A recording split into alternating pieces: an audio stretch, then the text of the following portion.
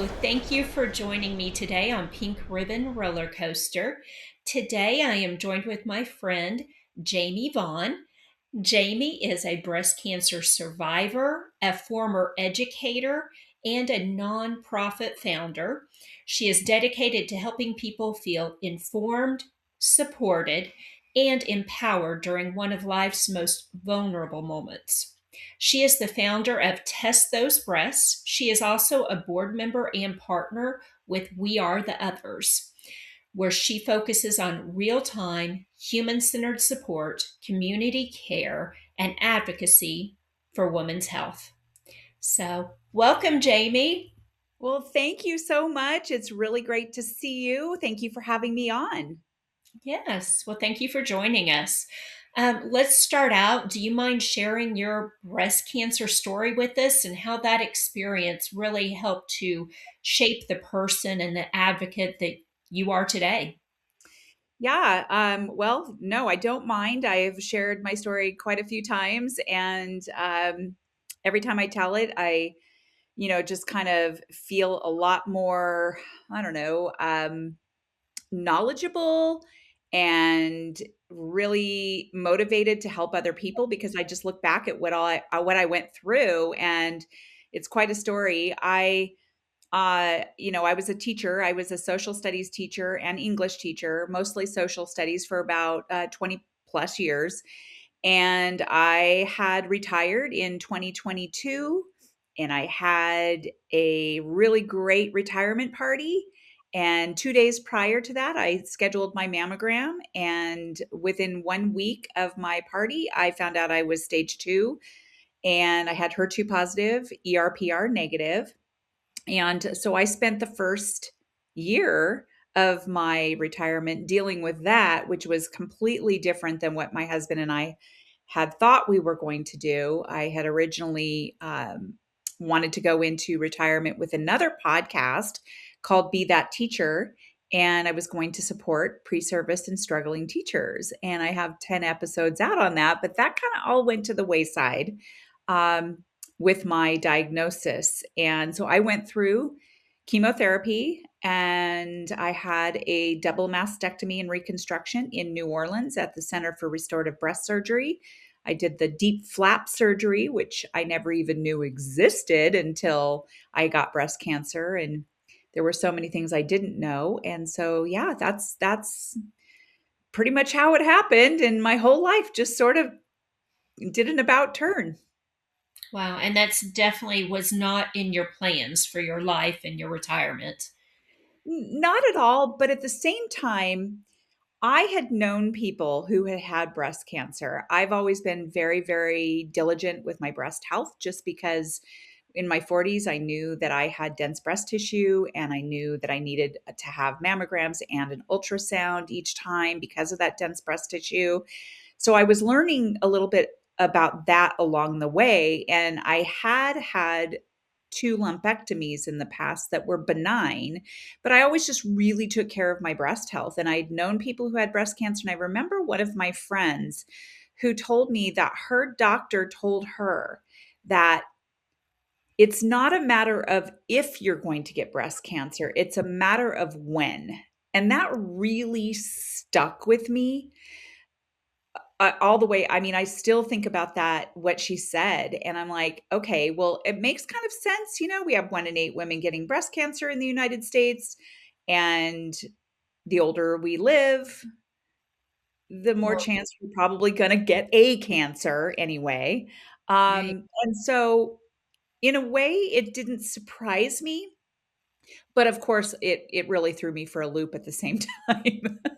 Yeah, Yeah, I think because I had had a mammogram the year before, a little bit less than a year before, and they didn't detect anything. And so I got my mammogram 3 weeks before the 1 year mark because I did feel a lump, and I did feel zingers and hot spots. And so because of that, they were able to move my mammogram up by 3 weeks, from the year mark. And so I was a little shocked that they hadn't seen anything the year before, but it was very aggressive, and yeah.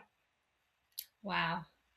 So before founding Test Those Breasts, what were you doing, and what was the moment that really stuck with you and really made you realize that this work really needed to exist? Definitely. Well, that same friend had told me that when I got diagnosed, she says, "Oh my gosh, Jamie, you're about to embark on the sisterhood of all sisterhoods." And she was correct. As it is the sisterhood of all sisterhoods. I wish that all of the other cancers, like the colorectal cancers and colon cancers and uterine cancers, I wish that was more of a sisterhood as well. But here we are. And I tend to try to bring up those cancers as well because I have friends who have had all of those. Um, and I didn't realize just how big the sisterhood was. But because of the fact that I knew a lot about breast cancer before I got it, I realized how much I did not know and still do not know. And I just knew that I needed to do something in this space. And I had friends asking me, well, why don't you just write a book or write a blog or whatever? And I said, because that's not something that I'm interested in. I mean, there are other books out there, and it's great. I just was not interested in writing a book.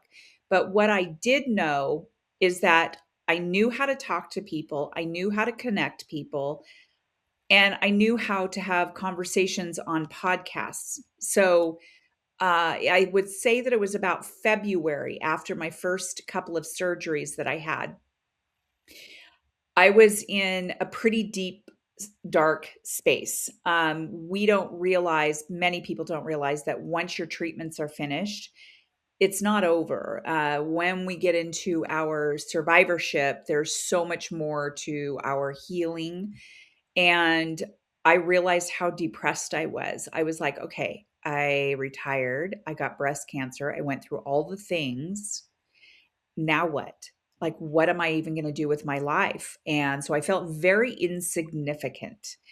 And I really thought about it a lot about how I wanted to be involved in this space. And that's where Test Those Breasts was born. And my husband came up with a name. I wanted it to roll off the tongue. I wanted people to remember it. And I decided that I wanted to, interview as many survivors as I could and as many you know, um, medical providers like surgeons and oncologists and radiologists, and then therapists, and anyone who is advocating for the breast cancer community. I wanted to hear from. So therefore, I take resources from everyone that I interview and I amplify that on my own podcast and then I put it on my website so that people can have a place to go. Wow, great work. What is the one thing that you are the most proud of that really with Test Those Breasts? Because I'm sure there's many moments, but what is one thing you can think of? There's there's a lot I can think of. Aside from closing my laptop at the end of every interview and going, wow, that was freaking amazing. I go to my husband and say, that was such a great conversation and one that is going to resonate with so many people.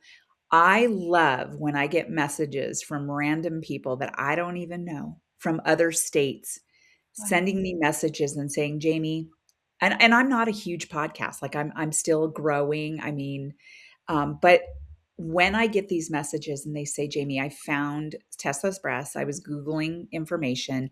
I found this your podcast and I listened to the episode with Dr. Cabling, who was my surgeon in New Orleans. And because of your podcast, I am going to New Orleans to get my surgery. And thank you so much for amplifying that because I would never have known that I could go there. And so getting messages like that.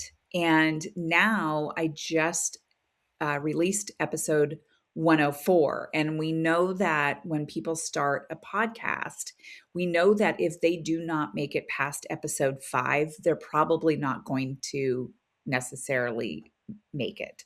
Right. Um, and I'm on 104, and I'm very, very proud of that. I'm proud of all of the amazing people I have interviewed.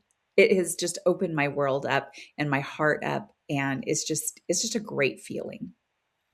That's great. And you are educating so many people out there, so many ladies about their options, about what they need to know about breast health too. And that's making a huge impact. So thank you for all of the work that you're doing.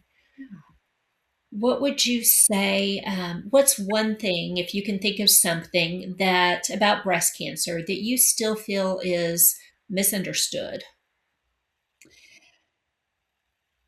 I think that what is misunderstood mostly is that it's not just the diagnosis and the treatments we go through. There's a lot of mental health issues that come along with this. I still to this day struggle with some of that. And I think that people need to understand that we don't just go back to our normal selves that we were before. It can come with some positive things like positive outcomes because of who we become.